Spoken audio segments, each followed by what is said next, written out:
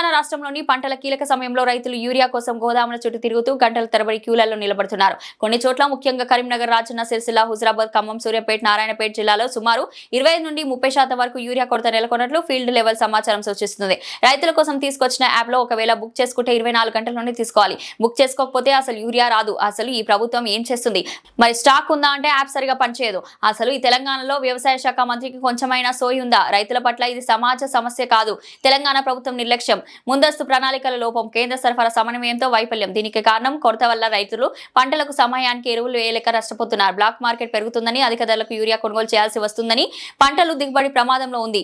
తెలంగాణ ప్రభుత్వం వెంటనే రాష్ట్ర వ్యాప్తంగా యూరియా కొరతను తక్షణమే తొలగించాలి అని జిల్లా గోదాములు, PACS కేంద్రాలు సరిపడా నిల్వలు విడుదల చేయాలి. అక్రమ నిల్వలు, బ్లాక్ మార్కెట్ పై కఠిన చర్యలు తీసుకోవాలి. రైతుల సకాలంలో సరైన ధరకు యూరియా అందేలా వ్యవస్థ పారదర్శకంగా అమలు చేయాలి. ఎరువుల కొరతకు నిరసనగా రైతులు వినూత్న ఆందోళన. నాగర్ కర్నూలు జిల్లా ముష్టిపల్లి గ్రామంలో రైతుల వేదిక వద్ద గాడిదలను తీసుకొచ్చి నీటిని చల్లుతూ ప్రభుత్వం నిర్లక్ష్యాన్ని ఎండగట్టారు. మీరు ఏం చేస్తున్నారు? ఒక మంత్రిగా ఉండి మీది మీరు వచ్చేసి మీ జాబ్ మీరు చేయకుండా ఇంకెవరు చేస్తారు? వేరే ఎవరైనా చేస్తారా? కనీసం మీ ప్రభుత్వం అనేది ఒకరిని నియమిస్తే దాన్ని కూడా చేయట్లేదు. ఇప్పటికైనా తుమ్మల నాగేశ్వరరావు గారు, మీకు కొంచెమైనా మీరు అన్నమే తింటున్నారు కదా, రైతన్నల గురించి మీకు బాగా తెలుసు. రైతు బిడ్డల దగ్గరికి వెళ్ళండి, ఏంటి సమస్య అని తెలుసుకోండి. యూరియా అనేది మీకు కొంచెమైనా, మొన్న ఏం మాట్లాడుతున్నారు రేవంత్ రెడ్డి గారు, యాప్లలో వచ్చేసి యూరియా వచ్చేసి బుక్ చేసుకోవాలంట. రైతులకు తెలుస్తుందా యాప్ అనేది? ఒక యాప్ అంటే రోజు అందరూ వచ్చి స్మార్ట్ ఫోన్లు కొనుక్కోవాలా? ఎక్కడి నుంచి కొనాలా? నువ్వు ఇచ్చే యూరియాకు స్మార్ట్ ఫోన్లు కొనుక్కొని వాళ్ళు చూసుకోవాలా. అన్నదాతలకు కొంచెం, అందరికీ చదువు రాకపోయినా కొంత వరకే వస్తుంది, కొంతమందికి రాకపోవచ్చు. పల్లెటూర్లలో మా అమ్మ నాన్నకే అనుకున్నాం కొంచెమే వస్తుంది, అంత చదువు రాదు. వాళ్ళు ఎట్లా తెచ్చుకుంటారు యూరియా? కొంచెమైనా సిగ్గుండాలా. మొన్నటి ఏంటిది, ఓయుకు పోతావు, అక్కడ ఇంగ్లీష్ అవసరమా అంటావు, మళ్ళీ ఇప్పుడు యాప్ కావాలి అంటావు. ఏం మాట్లాడుతున్నావు? తుగ్లక్లాగా మాట్లాడుతున్నావు.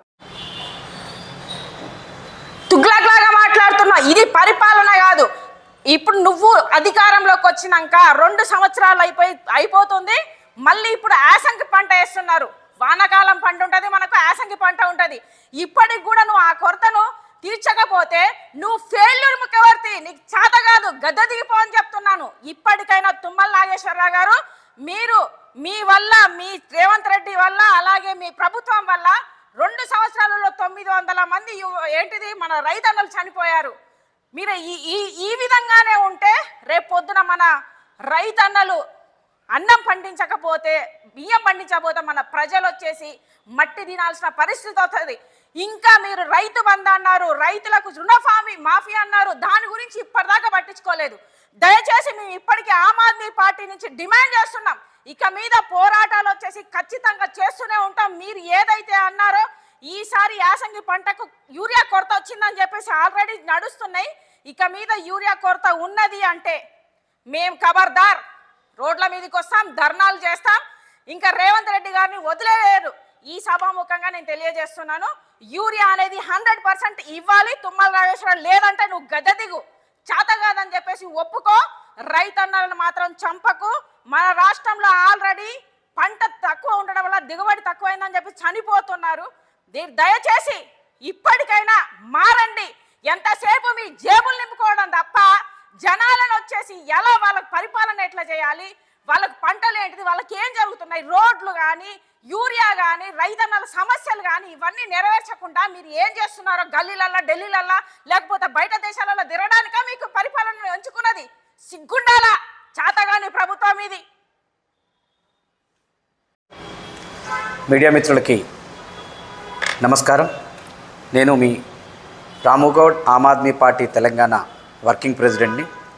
ముఖ్యంగా ఈరోజు ఈ యొక్క ప్రెస్ మీట్కి గల కారణం, ఈ దేశానికి, ఈ రాష్ట్రానికి మనం ఈరోజు ఇక్కడ కూర్చొని మాట్లాడుతున్నామంటేనే, ఈరోజు ఒక 2 ముద్దలు కడుపులోకి వెళ్ళగలిగితేనే ఇక్కడ నేను ఈ ప్రెస్ మీట్లో కూర్చొని మీతో మాట్లాడగలుగుతున్నాను.